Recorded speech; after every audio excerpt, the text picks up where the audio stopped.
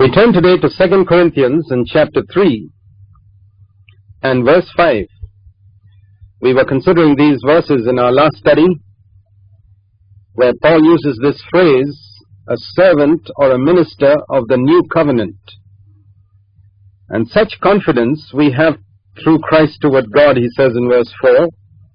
And verse 5 he says, not that we are adequate in ourselves to consider anything as coming from ourselves, but our adequacy is from God, who also made us adequate as servants of a new covenant, not of the letter, but of the Spirit.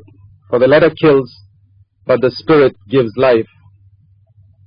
One distinctive feature of the new covenant ministry is that it is a ministry of the Holy Spirit.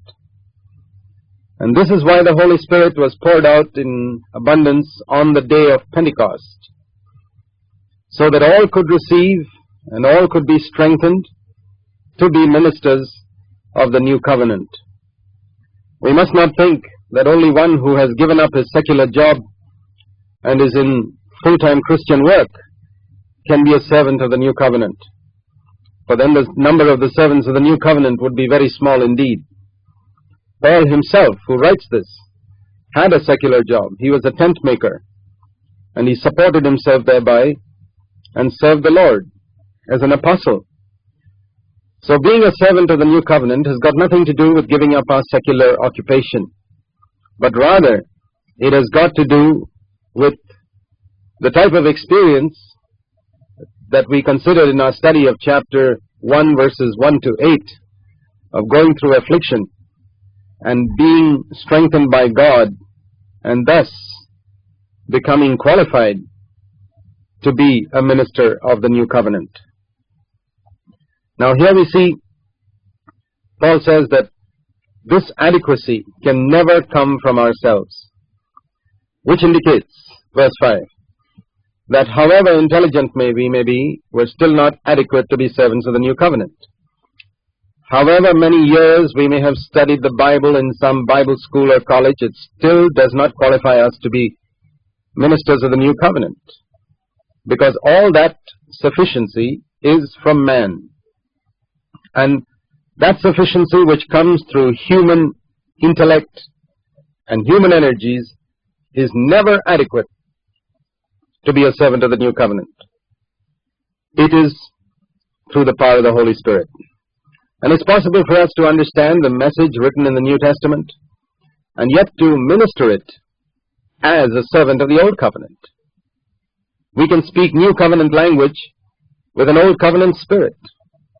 And that is the tragedy that we find in a lot of Christendom today, where we do not place sufficient emphasis on the power of the Holy Spirit, on the fullness of the Holy Spirit, on the ability that the Spirit gives, on life, as opposed to mere academic knowledge of the Scriptures. If we do not place emphasis on that, we'll find that even though we know the New Testament thoroughly, we will still be serving as servants of the Old Covenant, with the Old Covenant spirit, ministering the letter which kills. What is needed is the ministry of the Spirit that brings life, that delivers people from sin. The letter kills, but the Spirit gives life, he says in verse 6, and God has not made us ministers of the letter, but of the Spirit.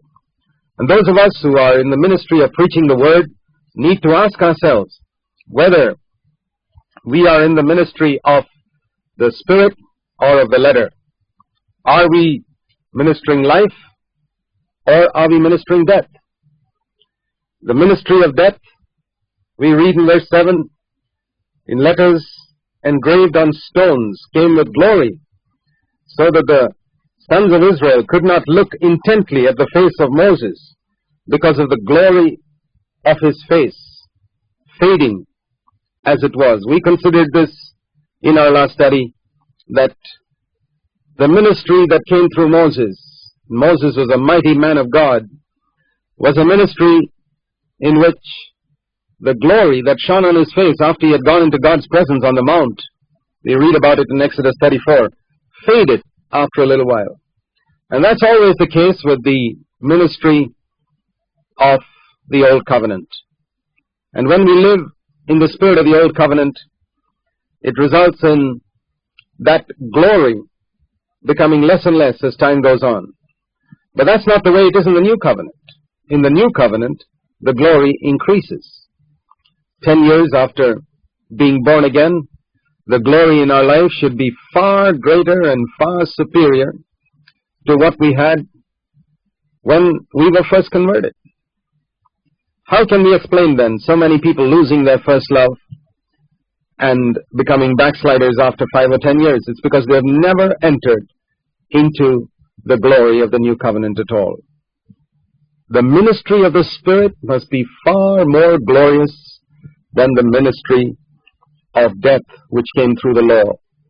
The law came through Moses, but grace and truth came through Jesus Christ. And through the coming of Christ and the work that He has done, and through the outpouring of the Holy Spirit, it's possible for us today to come to a far more glorious level of life, according to verse 8, than anyone in the Old Covenant could ever experience. This is the meaning of what Jesus said, that John the Baptist, he said in Matthew 11, was the greatest person born of women up until then, apart, of course, from himself. But he who is least in the kingdom of heaven, the one who enters into the new covenant, can rise to a greater height even than him. That's what Jesus said. And when we compare our life with the standard of life of many people in the Old Covenant, we find that it's so much less. They seem to have a more spiritual frame of mind than many Christians today. What is the reason for this? It's only one thing, basically, that such Christians have not entered into this new covenant experience and received the fullness of the Holy Spirit. Verse 9, if the ministry of condemnation has glory, much more does the ministry of righteousness abound in glory. That's only sensible to understand that. We know that the law brought condemnation. No one could ever keep the 10 Commandments perfectly. And the more people try to keep it, the more they came under condemnation. And yet, it had a glory about it, because it raised the standard of Israel's moral life way above the standard of all the heathen nations around her. What about the ministry of righteousness then? Jesus has come with a ministry of righteousness. It should abound in glory. And there's another thing we can learn from verse 9, that is, the gospel is not a ministry of condemnation. It is a ministry of righteousness. A ministry of the word, which is a ministry of condemning people, is an Old Testament ministry, a ministry of condemnation that brings people under condemnation. And if you hear a message that brings you under condemnation, that can be basically due to only one of two reasons. One, perhaps the preacher is ministering under the old covenant spirit and is bringing condemnation on you. Or secondly, that though he may be a minister of the new covenant, you've received it in a wrong way.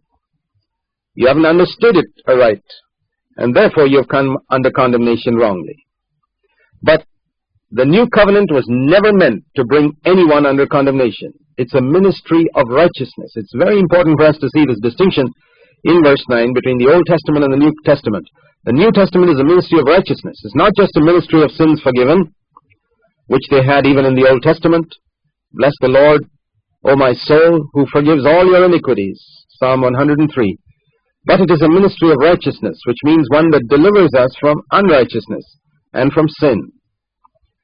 Verse 10, indeed, what had glory, that is this old covenant ministry, in this case has no glory, on account of the glory that surpasses it. We can say it's something like the stars disappearing when the sun shines. They're still there, but you can't see it anymore because the brightness of the sun is so much more. And so should be the contrast between the Old Testament and the New Testament. There was a glory in the Old Testament, like the shining of the stars. But when the New Testament came, the new covenant that God has established with man, the stars disappear. And this is the light that we should live in. Verse 11, for if that which fades away was with glory, much more that which remains is in glory. The old covenant was a temporary covenant. We read that clearly in Hebrews chapter 8. It was meant to pass away after some time. But the new covenant is to remain permanently. It's God's permanently established relationship with man.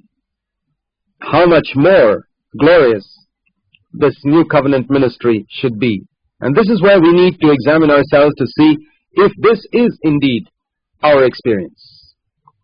A far more glorious relationship with God and a far higher level of righteousness and glory, spiritual glory in our life than anyone in the old covenant had. If that's not our experience, we need to realize that that is our birthright, and we need to ask God to give it to us.